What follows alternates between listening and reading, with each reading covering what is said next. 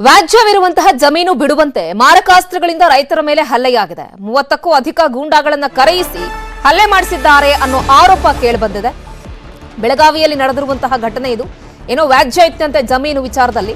ಜಮೀನನ್ನ ಬಿಡಿ ಅಂತ ಹೇಳಿ ಒಬ್ಬ ವ್ಯಕ್ತಿ ಬಂದು ರೈತರ ಮೇಲೆ ಅಟ್ಟಹಾಸವನ್ನ ಮೆರೆದಿದ್ದಾನೆ. ಅವರೆಲ್ಲರೂ ರೈತರು ಕೂಡ ಬೆಳಗಾವಿ ಡಿಸಿ ಕಚೇರಿ ಮುಂದೆ ಪ್ರತಿಭಟನೆ ಮಾಡಿ ಕಣ್ಣೀರಿಟ್ಟಿದ್ದಾರೆ. ಕುಟುಂಬಸ್ಥರೆಲ್ಲರೂ ಕೂಡ ಸೇರ್ಕೊಂಡು ಬೆಳಗಾವಿ ತಾಲೂಕಿನ ಬೆಕ್ಕಿನಕೇರಿ ಗ್ರಾಮದಲ್ಲಿ ನಡೆದಿದ್ದಂತಹ ಘಟನೆ ಇದು.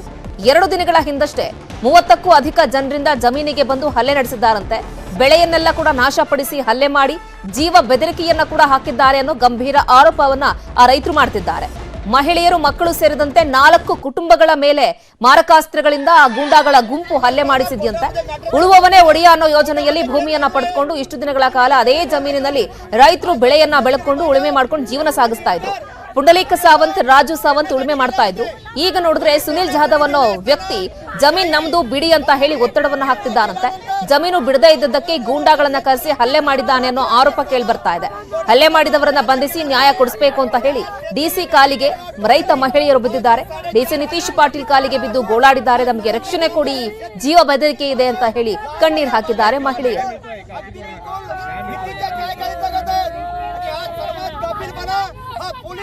पोलीस असताना कोर्टामध्ये मॅटर चालू असताना कोर्टामध्ये केस चालू आहे.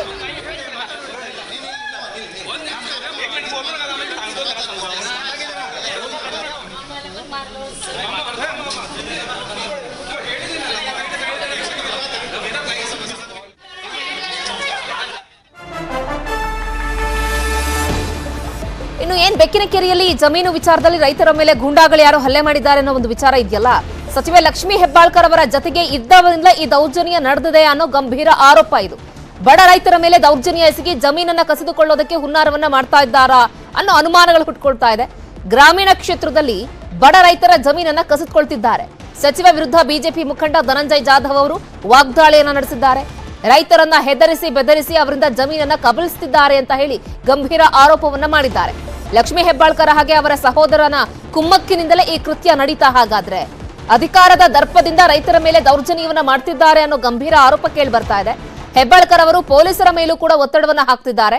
ರೈತರಿಗೆ ಅನ್ಯಾಯ ಆಗೋದಕ್ಕೆ ಯಾವುದೇ ಕಾರಣಕ್ಕೂ ಬಿಡೋದಿಲ್ಲ ಅಂತ ಹೇಳಿ ಬೆಳಗಾವಿಯಲ್ಲಿ ಬಿಜೆಪಿ ಮುಖಂಡ ಧನಂಜಯ ಜಾಧವ್ ಆರೋಪವನ್ನ ಮಾಡಿದ್ದಾರೆ. ನಾಲ್ಕನೇ ಘಟನೆ ಸೇಮ್ ಗ್ಯಾಂಗ್ ಅವ್ರು ಮತ್ತು ಅವ್ರಿಗೆ ಬೆನ್ನು ನಿಂತಿದ್ದು ನಮ್ಮ ಗ್ರಾಮೀಣ ಶಾಸಕಿ, ಈಗ ಮಂತ್ರಿ ಆಗಿದ್ದಾರೆ, ಸಚಿವರಾಗಿದ್ದಾರೆ. ಅವ್ರ ಆಶ್ರಯ ಕೊಡೋದು ಕೆಲಸ ಅವ್ರು ಮಾಡ್ತಾ ಇದ್ದಾರೆ. ಪೊಲೀಸ್ ಡಿಪಾರ್ಟ್ಮೆಂಟ್ದಲ್ಲಿ ಕೂಡ ಕೆಲವು ಅಧಿಕಾರಿಗಳು ಅವ್ರು ಕೈ ಜೋಡಿಸಿದ್ದಾರೆ. ಇದೆಲ್ಲ ಮ್ಯಾನೇಜ್ ಮಾಡಿ ಭಾಳ ವ್ಯವಸ್ಥಿತವಾಗಿ ಕಬ್ಜೆ ತಗೊಳ್ಳೋಂಥ ಹೊಸ ಟ್ರೆಂಡ್ ಗ್ರಾಮೀಣದಲ್ಲಿ ಪ್ರಾರಂಭ ಆಗಿದೆ. ಇದು ನಾವು ಖಂಡಿಸ್ತಾ ಇದ್ದೇನೆ. ಜರ್ಕರ್ತಾ ಅವ್ರ ಗುಂಡಾಗಳ ಮೇಲೆ ಕ್ರಮ ತಗೊಂಡಿಲ್ಲ ಅಂದ್ರೆ ಇಡೀ ತಾಲೂಕಾದಲ್ಲಿ ನಾವು ಹೋರಾಟ ಪ್ರಾರಂಭ ಮಾಡ್ತೇವೆ. ರೈತರ ಸಂರಕ್ಷಣೆ ಕೊಡೋದು ಕೆಲಸ ನಾವೆಲ್ಲರೂ ಮಾಡ್ತೇವೆ ಅಂತ ಎಚ್ಚರಿಕೆ ಕೊಡ್ತಾ ಇದ್ದಾರೆ. ಒಬ್ಬರಿಗೆ ಎಬ್ಬಿಸಿದರೆ ಎಲ್ಲ ಗೊತ್ತಾಗುತ್ತೆ ಯಾರು ಏನು ಅಂತ. ಬಟ್ ಪ್ರಶಾಸನ ಅದು ಕಣ್ಣು ಮುಚ್ಚಿ ಕುಂತಿದೆ. ಯಾಕೆಂದರೆ ನಮ್ಮ ಸಚಿವರು ಅದಕ್ಕೆ ಬೆನ್ನಕ್ಕೆ ನಿಂತಿದ್ದಾರೆ ಅಂತ ನಾನು ನೇರವಾಗಿ ಆರೋಪ ಮಾಡ್ತಾ ಇದ್ದೇನೆ. ಈಗಂದ್ರೆ ಅವರು ಹೊಸ ಕುಮ್ಮಕ್ಕೆ ಸಿಕ್ಕಿದೆ, ತಾಕತ್ತು ಬಂದಿದೆ. ಅವ್ರ ಜೋರದಲ್ಲಿ ರೈತರಿಗೆ ಮುಗಿಸೋದು ಕೆಲಸ ಈ ಶಾಸಕೀಯರ ಆಶ್ರಯದಲ್ಲಿ ನಡೀತಾ ಇದೆ. ಬನ್ನಿ ಬಗ್ಗೆ ಮತ್ತಷ್ಟು ಮಾಹಿತಿಯನ್ನು ಕೊಡ್ತಾರೆ ನಮ್ಮ ಪ್ರತಿನಿಧಿ ಚಂದ್ರಕಾಂತ್ ಸುಗಂಧಿ ನೇರ ಸಂಪರ್ಕದಲ್ಲಿ ಜಾಯ್ನ್ ಆಗ್ತಾ ಇದ್ದಾರೆ. ಚಂದ್ರಕಾಂತ್ ಸುಗಂಧಿ, ಈ ಬೆಕ್ಕಿನಕೆರೆಯಲ್ಲಿ ಜಮೀನು ವಿಚಾರ ವಿವಾದಕ್ಕೆ ಸಂಬಂಧಪಟ್ಟ ಹಾಗೆ ಸಾಕಷ್ಟು ರೀತಿಯಾದಂತಹ ಅನುಮಾನಗಳು ಹುಟ್ಕೊಳ್ತಾ ಇದೆ. ಒಂದು ಕಡೆ ರೈತ ಮಹಿಳೆಯರು ಕಣ್ಣೀರು ಹಾಕ್ತಾ ಇದ್ದಾರೆ, ಮತ್ತೊಂದು ಕಡೆಗೆ ಸಚಿವರ ಹೆಸರು ಕೂಡ ಇಲ್ಲಿ ಕೇಳಿ ಬರ್ತಾ ಇದೆ. ಒಟ್ಟಾರೆ ಏನ್ ಪ್ರಕರಣ, ಯಾರ ಕುಮ್ಮಕ್ಕಿದ್ಯಂತೆ ಏನಾಗ್ತಾ ಇದೆ ಅಲ್ಲಿ? ಶ್ರುತಿ, ಬೆಳಗಾವಿ ತಾಲೂಕಿನ ಏನು ಕಡೆ ಗ್ರಾಮವಾದಂತಹ ಏನು ಬೆಕ್ಕಿನಕೆರೆ ಗ್ರಾಮದಲ್ಲಿ ಇತ್ತೀಚೆಗೆ 2 ಗುಂಪುಗಳ ನಡುವೆ ಒಂದು ಮಾರಾಮಾರಿ ನಡೆದಿತ್ತು. ಜಮೀನು ವಿವಾದಕ್ಕೆ ಸಂಬಂಧಪಟ್ಟಂತೆ ಈ ಒಂದು ಮಾರಾಮಾರಿ ನಡೆದಿದ್ದು. ಗ್ರಾಮದಲ್ಲಿ ಸುಮಾರು 9 ಎಕರೆ ಜಮೀನಿದೆ. ಇದು ಸಾವಂತ್ ಅನ್ನೋರ ಕುಟುಂಬ ಈಗ ಏನು ನಿರ್ವಹಣೆ ಮಾಡ್ತಾ ಇದೆ. ಏನು 2-3 ದಿನಗಳ ಹಿಂದೆ ಅವರು ಬಿತ್ತನೆಯನ್ನ ಮಾಡಕ್ಕೆ ಹೋದಾಗ ಆ ಸಂದರ್ಭದಲ್ಲಿ ಜಾಧವ್ ಅಂತಕ್ಕಂಥ ಒಂದು ಕುಟುಂಬದ ಸದಸ್ಯರು ಮತ್ತು ಅವರ ಬೆಂಬಲಿಗರು ಬಂದು ಏಕಾಏಕಿ ಹಲ್ಲೆ ನಡೆಸಿದ್ರು. ಹಲ್ಲೆಯಲ್ಲಿ ಸುಮಾರು ಈ ಒಂದು ಘಟನೆಯಲ್ಲಿ 10ಕ್ಕೂ ಹೆಚ್ಚು ಜನ ಗಾಯಗೊಂಡಿದ್ರು. ಅವರೆಲ್ಲರೂ ಕೂಡ ಬೆಳಗಾವಿಯ ಬಿಮ್ಸ್ ಮತ್ತು ಖಾಸಗಿ ಆಸ್ಪತ್ರೆಯಲ್ಲಿ ದಾಖಲು ಮಾಡಲಾಗಿತ್ತು. ಅವರೆಲ್ಲರೂ ಕೂಡ ಇವತ್ತು ಜಿಲ್ಲಾಧಿಕಾರಿ ಕಚೇರಿಗೆ ಅವರ ಕುಟುಂಬಸ್ಥರೊಂದಿಗೆ ಬಂದು ಪ್ರತಿಭಟನೆ ಮಾಡಿರ್ತಕ್ಕಂಥದ್ದು. ಏನು ಜಾಧವ್ ಕುಟುಂಬದವರು ನಮ್ಮ ಮೇಲೆ ಹಲ್ಲೆ ಮಾಡಿದ್ದಾರೆ, ಜಾಧವ್ ಕುಟುಂಬಕ್ಕೆ ಏನು ಸಚಿವ ಲಕ್ಷ್ಮೀ ಹೆಬ್ಬಾಳ್ಕರ್ ಬೆಂಬಲ ಇರತಕ್ಕಂಥದ್ದು. ಹೀಗಾಗಿ ನಮಗೆ ರಕ್ಷಣೆ ಕೊಡಬೇಕು ಅಂತ ಹೇಳಿ ಇವತ್ತು ಬೆಳಗಾವಿಯ ಜಿಲ್ಲಾಧಿಕಾರಿ ಕಚೇರಿಗೆ ಬಂದರು. ಜಿಲ್ಲಾಧಿಕಾರಿ ಕಚೇರಿ ಏನು ಮೇಲ್ಭಾಗದಲ್ಲಿ ಅವರು ಹೋಗಿ ಜಿಲ್ಲಾಧಿಕಾರಿ ಕಚೇರಿಗೆ ಕಾಲು ಮುಗಿದು ರಕ್ಷಣೆ ಕೊಡುವಂತೆ ಕೂಡ ಆಗ್ರಹಿಸಿರುವುದು. ಈ ಒಂದು ಸಂದರ್ಭದಲ್ಲಿ ಏನಂತಂದ್ರೆ ಎರಡು ಏನು ಕುಟುಂಬಗಳ ನಡುವೆ ವಿವಾದ ಇದೆ. ಇದು ಈಗಾಗಲೇ ನ್ಯಾಯಾಲಯದಲ್ಲಿರ್ತಕ್ಕಂಥದ್ದು. ಯಾಕಂದ್ರೆ ಉಳುವನೆ ಆಳುವ ಏನು ಕಾನೂನಿನಡಿಯಲ್ಲಿ ಈ ಒಂದು ಜಮೀನು ಇರ್ತಕ್ಕಂಥದ್ದು. ಸುಮಾರು 9 ಎಕರೆ ಜಮೀನು ಜಾಧವ್ ಕುಟುಂಬಕ್ಕೆ ಸೇರಿದ್ದು ಅಂತ ಹೇಳಿ ಅವರು ವಾದ ಆಗಿದ್ರೆ, ಮತ್ತೊಂದು ಕಡೆ ಸಾವಂತ್ ನಾವು ಇದನ್ನ ಉಳ್ಕೊಂಡು ಬರ್ತಾ ಇದ್ವಿ, ಹೀಗಾಗಿ ನಮ್ಮ ಜಮೀನು ಅಂತ ಹೇಳಲಾಗ್ತದೆ. ಈ ಹಿನ್ನೆಲೆಯಲ್ಲಿ ಎರಡು ಕುಟುಂಬಗಳ ನಡುವೆ ಮಾರಾಮಾರಿ ಆಗಿದ್ದು, ಒಂದು ಮಾರಕಾಸ್ತ್ರಗಳಿಂದ ಬಂದು ಏನು ಸಾವಂತ್ ಕುಟುಂಬಸ್ಥರ ಮೇಲೆ ಹಲ್ಲೆ ಆಗಿದೆ ಅಂತಕ್ಕಂಥದ್ದು. ಈ ಬಗ್ಗೆ ಏನು ಕಾಕತಿ ಪೊಲೀಸ್ ಠಾಣೆಯಲ್ಲಿ ಸದ್ಯ ದೂರು ದಾಖಲಾಗಿದೆ. ಜೊತೆಗೆ ಏನಂದ್ರೆ ಆರೋಪಿಗಳ ವಿರುದ್ಧ ಕಠಿಣ ಕ್ರಮವನ್ನ ಕೈಗೊಳ್ಳಬೇಕು ಅಂತ ಹೇಳಿ ಇವತ್ತು ಏನು ಆ ಕುಟುಂಬಸ್ಥರು ಮತ್ತು ಇಡೀ ಗ್ರಾಮಸ್ಥರು ಬಂದು ಜಿಲ್ಲಾಧಿಕಾರಿ ಕಚೇರಿ ಮುಂದೆ ಪ್ರತಿಭಟನೆ ಮಾಡಿದ್ರು. ಈ ಸಂದರ್ಭದಲ್ಲಿ ಬಿಜೆಪಿ ಮುಖಂಡ ಧನಂಜಯ್ ಜಾಧವ್ ಸೇರಿದಂತೆ ರೈತ ಹೋರಾಟಗಾರರು ಕೂಡ ಈ ಒಂದು ಪ್ರತಿಭಟನೆಗೆ ಸಾಥ್ ಕೊಟ್ಟಿರ್ತಕ್ಕಂಥದ್ದು. ಶಾಸಕಿ ಲಕ್ಷ್ಮೀ ಹೆಬ್ಬಾಳ್ಕರ್ ಅವರ ಸಚಿವ ಲಕ್ಷ್ಮೀ ಹೆಬ್ಬಾಳ್ಕರ್ ಅವರ ಪ್ರಭಾವದಿಂದನೇ ಇದುವರೆಗೂ ಕೂಡ ಆರೋಪಿಗಳ ಬಂಧನವಾಗಿಲ್ಲ ಅಂತ ಹೇಳಿ ಈಗ ಅವ್ರ ಕುಟುಂಬಸ್ಥರು ಆರೋಪವನ್ನ ಮಾಡ್ತಾ ಇದ್ದಾರೆ. ಶ್ರುತಿ, ಒಟ್ಟಾರೆ ಎರಡು ಕುಟುಂಬಗಳ ನಡುವೆ ಈ ಒಂದು ಜಮೀನು ವಿವಾದ ಇದೆ. ಈ ಹಿನ್ನೆಲೆಯಲ್ಲಿ 10 ಜನರ ಮೇಲೆ ಈಗ ಹಲ್ಲೆ ಆಗಿರ್ತಕ್ಕಂಥದ್ದು. ಹಲ್ಲೆ ಸಂಬಂಧಪಟ್ಟಂತೆ ಕಾಕತಿ ಪೊಲೀಸ್ ಠಾಣೆಯಲ್ಲಿ ದೂರು ದಾಖಲಾಗಿದೆ. ಆರೋಪಿಗಳನ್ನ ಶೀಘ್ರವಾಗಿ ಬಂಧಿಸಬೇಕು ಅಂತ ಹೇಳಿ ಜಿಲ್ಲಾಧಿಕಾರಿಗಳ ಮೂಲಕ ಈಗ ಸಾವಂತ್ ಕುಟುಂಬಸ್ಥರು ಸರ್ಕಾರದ ಮೇಲೆ ಒತ್ತಡವನ್ನ ಹೇರ್ತಾ ಇದ್ದಾರೆ. ಶ್ರುತಿ, ಓಕೆ, ಚಂದ್ರಕಾಂತ್ ಸಂಗುಂದಿ, ಈಗಾಗಲೇ ಡಿಸಿ ಅವರನ್ನ ಕೂಡ ಭೇಟಿ ಮಾಡಿ ಮನವಿಯನ್ನು ಸಲ್ಲಿಸಿದ್ದಾರೆ ರೈತ ಮಹಿಳೆಯರು. ಈ ಸಂದರ್ಭದಲ್ಲಿ ಏನ್ ಭರವಸೆ ಕೊಟ್ಟಿದ್ದಾರೆ? ಡಿಸಿ ಅವರು ಈ ವಿಚಾರದಲ್ಲಿ ಪರಿಶೀಲನೆಯನ್ನು ನಡೆಸುವಂತಹ ಭರವಸೆಯನ್ನು ಕೊಟ್ಟಿದ್ದಾರಾ, ಹೇಗೆ ಅಂತ? ಶ್ರುತಿ, ಈಗಾಗಲೇ ಏನಂದ್ರೆ ಬೆಳಗಾವಿ ಜಿಲ್ಲಾಧಿಕಾರಿ ಕಚೇರಿ ಸಂದರ್ಭದಲ್ಲಿ ಏನು ಪ್ರತಿಭಟನೆ ಸಂದರ್ಭದಲ್ಲಿ ಎಲ್ಲರೂ ಕೂಡ ಕೆಳಗಿದ್ರು. ನಂತರ ಜಿಲ್ಲಾಧಿಕಾರಿ ಕಚೇರಿಗೆ ಹೋಗಿ ಅವರನ್ನ ಭೇಟಿ ಮಾಡ್ತಾರೆ. ಸಂದರ್ಭದಲ್ಲಿ ಏನು ಯಾರಿಗೆಲ್ಲ ಹಲ್ಲೆ ಆಗಿದೆ ಅವರು ತಮ್ಮ ಥ್ಯಾಂಕ್ ಯು ತಮ್ಮಲ್ಲ ಈ ಕ್ಷಣದ ಕಂಪ್ಲೀಟ್ ಅಪ್ಡೇಟ್ಸ್ಗೆ. ಇದೀಗ ರೈತ ಮುಖಂಡರಾಗಿರುವಂತಹ ಪ್ರಕಾಶ್ ನಾಯಕ್ ಅವರು ದೂರವಾಣಿ ಸಂಪರ್ಕಕ್ಕೆ ಸಿಕ್ಕಿದ್ದಾರೆ. ಸರ್ ನಮಸ್ತೆ. ನಮಸ್ಕಾರ ಮೇಡಮ್. ನಮಸ್ಕಾರ ಸರ್. ಏನ್ ಸರ್ ಇದು ಘಟನೆ, ಏನ್ ಹೇಳ್ತೀರಿ, ಏನ್ ಆಗ್ತಾ ಇದೆ ಅಲ್ಲಿ?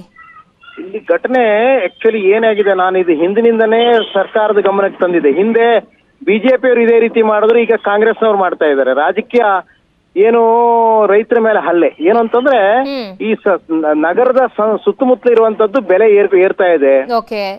ಅದನ್ನೇ ದುರುಪಯೋಗಿಸ್ಕೊಂಡು ಈ ರಾಜಕೀಯ ಪುಂಡಾಟಿಕೆ ಮಾಡುವಂತವ್ರಾಗ್ಲಿ ಅಥವಾ ಈ ಮಾಫಿಯಾ ಆಗ್ಲಿ, ಅದಕ್ಕೆ ಸ್ವಲ್ಪ ಜನ ಕೆಲವೊಂದು ಸರ್ಕಾರಿ ವ್ಯವಸ್ಥೆನೂ ಸಾಥ್ ಕೊಡುವಂತದ್ದಾಗ್ತದೆ. ಯಾಕಂತಂದ್ರೆ ಸ್ಪೆಷಲಿ ತಹಶೀಲ್ದಾರ್ ಆಫೀಸು ಮತ್ತು AC ಆಫೀಸ್ಗಳು ತಮ್ಮ ಏನು ಹದ್ಬಸ್ತ ಇರುವಂತ ಕಾನೂನಾತ್ಮಕ ವ್ಯವಸ್ಥೆಗಳನ್ನ ಸರಿಯಾಗಿ ಇದು ಕೆಲಸ ಮಾಡದೆ ಈ ರೀತಿಯಾದಂತ ಸಮಸ್ಯೆಗಳಾಗ್ತವೆ. ಅದನ್ನೇ ಹೊಂಚಿ ಹಾಕಿ ಇಲ್ಲಿ ಏನಾಗಿದೆ ಅಂತಂದ್ರೆ ಯಾವುದೋ ಹಳೆಯ ಡಾಕ್ಯುಮೆಂಟ್ ಅನ್ನು ತೆಗೆದು ಅದಕ್ಕನ್ನು ಕರೆಕ್ಷನ್ ಮಾಡುವಂತದ್ದು ಇದು ದೊಡ್ಡದೊಂದು ವ್ಯವಸ್ಥೆನೇ ಕೆಲಸ ಮಾಡ್ತಾ ಇದೆ, ಸಮಾಜಘಾತಕ ವ್ಯವಸ್ಥೆ. ನಾನು ಅದಕ್ಕಾಗಿ ಇವತ್ತು ಮಾನ್ಯ DC ಅವರಿಗೆ ಒಂದು ರಿಕ್ವೆಸ್ಟ್ ಮಾಡ್ಕೊಂಡಿದ್ದೇನೆ. ಈ ನಗರದ ಸುತ್ತಮುತ್ತಲು ಬರುವಂತ ಬೆಳಗಾವಿ ತಾಲೂಕಿನಲ್ಲಿ ಬರುವಂತದ್ದು ಅಥವಾ ಇವನ್ನ ರಾಜ್ಯದಾದ್ಯಂತ ಈಗ ನಡೀತಾ ಇದೆ. ಏನಿದೆ ಇದು ಬೆಲೆ ಬಾಳುವಂತ ಜಮೀನ್ ಏನಿದೆ ಇದನ್ನ ಇಂತ ಜನ ಹೊಂಚು ಹಾಕಿ ಅದನ್ನ ರೈತರಿಂದ ಕಿತ್ಕೊಳ್ಳುವಂತ ಕೆಲಸ ಮಾಡ್ತಾರಲ್ಲ, ಅದಕ್ಕಾಗಿ ಯಾರ ಹತ್ರ ಹೋಗ್ಬೇಕು ಅನ್ನುವಂಥದ್ದು ಗೊತ್ತಾಗುದಿಲ್ಲ. ಹಲ್ಲೆ ಆಗುವಂತದ್ದಾಗ್ಲಿ, ರಾಜಕೀಯ ದಬಾವನಿಂದ ಅಧಿಕಾರಿಗಳು ಸರಿಯಾದಂತ ನ್ಯಾಯ ಕೊಡದೇ ಇರುವಂತದ್ದಾಗ್ಲಿ ಇದೆ ಕಂಡು ಬಂದಿದೆ. ಇದೇ ಈಗಾಗಲೇ ಫಾರ್ ಎಕ್ಸಾಂಪಲ್ ಮರಣಹೋಳು ಅದೇ ಲೆಕ್ಕದಲ್ಲಿ 900 ಎಕರೆ ಸಂಬಂಧಪಟ್ಟಂತದ್ದು ಇದೇ ರೀತಿ ಆಗಿದೆ. ಸೊ ಈಗ ಏನಂತ ನಾನು ಈಗಾಗಲೇ ಮಾನ್ಯ DC ಅವರಿಗೆ ಮತ್ತು ಸರ್ಕಾರಕ್ಕೆ ಏನ್ ನಿವೇದನೆ ಮಾಡ್ಕೊಳ್ಳೋದೇನಂದ್ರೆ, ನೀವೊಂದು ಸ್ಪೆಷಲ್ ಟಾಸ್ಕ್ ಫೋರ್ಸ್ ಅನ್ನ ಮಾಡ್ರಿ ಅಂತಂದ್ರೆ ಶೇತಿ ಬಚಾವ್ ಅಂತಂದ್ರೆ ಹೊಲವನ್ನ ರಕ್ಷಣೆ ಮಾಡುವಂತದ್ದನ್ನ ಮಾತಾಡಿ. ಇಲ್ಲಂದ್ರೆ ಎಲ್ಲದಕ್ಕೂ ರೈತ ಸಂಘಟನೆ ಓಡಾಡ್ಬೇಕಾಗ್ತದೆ, ಮತ್ತೆ ಯಾವ ವ್ಯವಸ್ಥೆನೂ ಕೆಲಸ ಮಾಡೋದಿಲ್ಲ ಇದಕ್ಕೆ.